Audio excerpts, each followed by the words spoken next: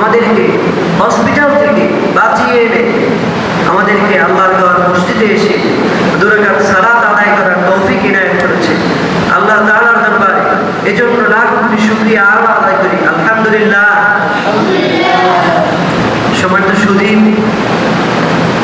আল্লাহ সুবহানাহু ওয়া তাআলা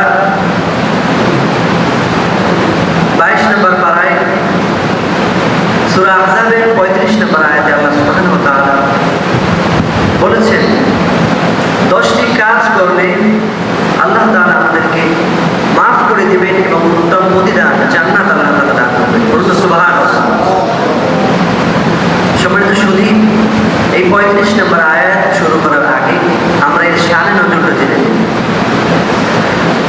হযরত উম্মে সালামা রাদিয়াল্লাহু তাআলা তিনি রাসূল সাল্লাল্লাহু আলাইহি ওয়াসাল্লামের কাছে এসে বললেন, ইয়া রাসূলুল্লাহ, কোরআনে শুধু পুরুষদের কথাই বলা হয়ে থাকে, আমাদের মহিলাদের তো বলা হয় না।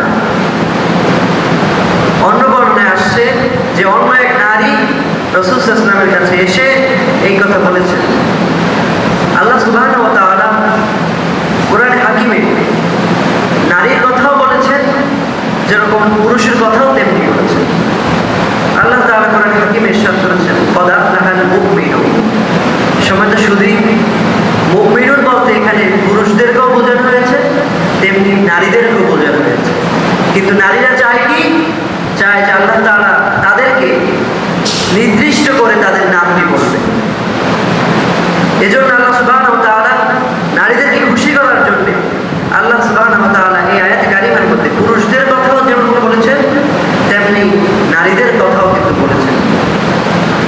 সম্মানিত সুধী, আল্লাহ সুবহানাহু ওয়া তাআলা এই আয়াতে কারিমায় ইরশাদ করেছেন, ইন্নাল মুসলিমিনা ওয়াল মুসলিমাত। সম্মানিত সুধী, ইন্নাল মুসলিমিন